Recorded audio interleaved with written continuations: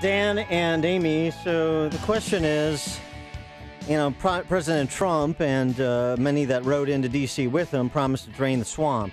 And that meant, at least in part, attacking the administrative state, this fourth branch of government, this unaccountable branch of government that imposes reams of regulations on entrepreneurial capitalists and thus limits economic output and job opportunities for Americans. So it seems like President, because of distractions like Russiagate, in quotations, is slow walking the swamp draining. And the question is, how much is that costing us? And can they pick up the pace? And to answer that question, we're pleased to be joined by the founder and president. He retired, then he came out of retirement to be the president again of the Heritage Foundation. He is Ed Feulner. Ed, thanks so much for joining us. Appreciate it. Great to be back with my hometown. Good to talk to you, Dan. That's right, Chicago native. And so what about this? The great promise about the swamp draining, Bannon being focused on the administrative state. But the question is, 6 months in, where are we? Well, made some great progress on specific items, whether it is approval for building the pipelines, deregulating energy, and all the rest. But I just did my own kind of back-of-the-envelope calculation, Dan, and reforming Dodd-Frank, which bill has already passed the House, Jeb Hensarling did a great job on that one, would save $500 million a year, just $500 million a day in terms of reduced regulation on the economy. Reforming health care would save another $500 million, and the midpoint of the different tax reform proposals would grow the economy by $2 billion. Now, you add those numbers up, you're talking about billions of dollars every day when the Congress isn't in session and isn't doing what they're supposed to be doing, and that means lost jobs, jobs that just aren't created. And it's very frustrating to be down here and to be able to talk to friends back home saying, hey, the good guys are in charge of all branches of the government, and yet it isn't happening. What's going on? Well, let's get the act together, guys and gals, and make it happen. But elites argue that, a lot of regulation and special rules help keep everyone safe. That's the usual argument, Amy. The problem is that every time it keeps somebody safe for something, it also constrains and stops new ideas from coming in, entrepreneurs from inventing new things. And sure, it helps the established firms and the established big guys because they can always hire the lawyers and the accountants to go along with it. But the little guy is not able to get started, and the new ventures that come along and really shake up the system and create new opportunities and new jobs are just not coming online. Well, right, and I mean, and safety and pro-growth are not mutually exclusive. I mean, it's an issue of scope and redundancy, as William F. Buckley famously said. I don't know if this is true, but it's a line that points to the problem.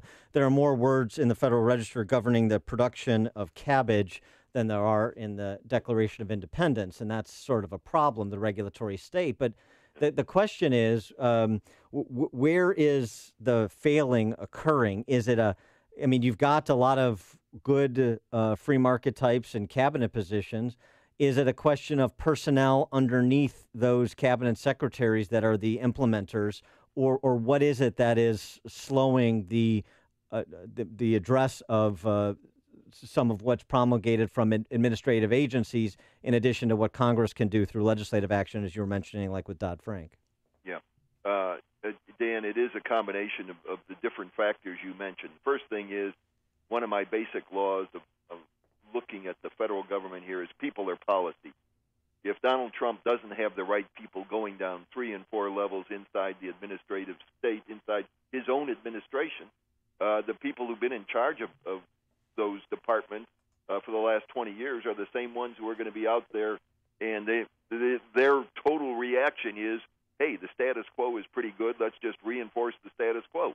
Well, Donald Trump was not elected, and the Republicans were not elected to take over both houses of Congress by reinforcing the status quo. They were elected, I believe, because people expected real change down here. And we've got to come to grips with this, And some of the personnel decisions that haven't been made are baffling, including to members of Congress. For example, perhaps the most prominent example at present, William Koskinen still at IRS, even though he presided over the IRS targeting of Americans for political and religious beliefs. Why is he still there? Yeah, why is he still there when, the House has already introduced resolutions to impeach him? And that's a question that is I would say, looking across town at the White House, that's above my pay grade to tell you the answer to that one. But boy, it's a good question, and we're going to have the Secretary of the Treasury over here at Heritage in the next couple of weeks. And since the IRS commissioner reports to him, maybe somebody from the audience will ask him that question. We'll see. And how would you like to see that? There is no easy answer for it. Again, you look across department by department, and you only have the secretary, sometimes the deputy secretaries. Not even all of them are confirmed. And then Chuck Schumer, of course, is doing everything he can to slow walk it. But one of my big complaints, frankly, is here we are. We're coming up on a 37-day recess in August. There are about 2 weeks of business left in July. I just wish, frankly, my old friend Mitch McConnell would go in there and say, Schumer, we're going to go in session 24 hours a day, 7 days a week. We're going to clear up the backlog of all the pending appointments here, and we're going to start moving on some of these things, and let's make them start to happen. So do you think Senate Majority Leader Mitch McConnell, was he effective in trying to help pass this health care bill in the Senate? Amy, I think it's going to come together. My own conversations over there, I think Ted Cruz and Mike Lee are pretty close to coming on board, and when that happens, and if we can figure out how to solve the Medicaid problem for the state of Nevada, we get Heller back on board, then you're back to where you need to be. And I think it's pretty close, and I think that will happen. And when that happens, again, you're by reducing the uncertainty, by giving more opportunity out there for growing the economy and letting the economy grow. Again, National Center for Policy Affairs down in Dallas did a study. The economy is being held back by $500 million a day in lost growth because of the confusion right now on health care. $500 million translates to 250 jobs every day that we're losing. What did you make of the dust-up between Rexon and Jared Kushner yesterday over, again, talking about personnel being policy, over appointees that Tillerson wanted at state that apparently were being held up by the White House? He was none too happy about it. Then Kushner was none too happy about his personnel guy being berated by Tillerson. What's the dynamic there? Personnel in every administration is always the most sensitive area. Again, personnel and people are policy, and who gets the final say? I've been involved in things in this town going back to the Nixon administration, and we had the same kind of fights back then between cabinet secretaries in the White House. And there will always be a trade-off.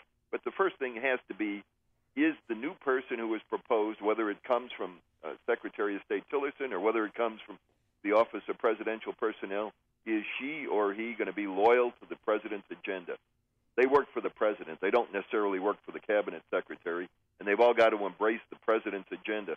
And that's what Ronald Reagan did so well in terms of reinforcing the fact that they're all a unified team across the whole federal government, and you get everybody working from the same shared agenda. And that, Tillerson he was a very effective CEO of one of America's largest corporations, but he's not in charge anymore.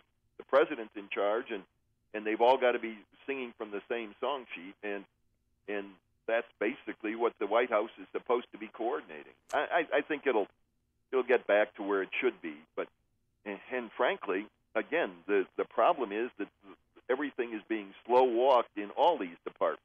They need to quicken the pace. Great speeches on school choice. Yeah. There's nobody there to implement it. Yeah, right. Well, that's another good example. All right. He is Ed Feulner, founder and president of the Heritage Foundation. The piece we're referencing, The High Cost of Waiting to Drain the Swamp, that you can find at heritage.org. Ed, thanks as always for joining us again. Appreciate it. Thanks, Dan and Amy.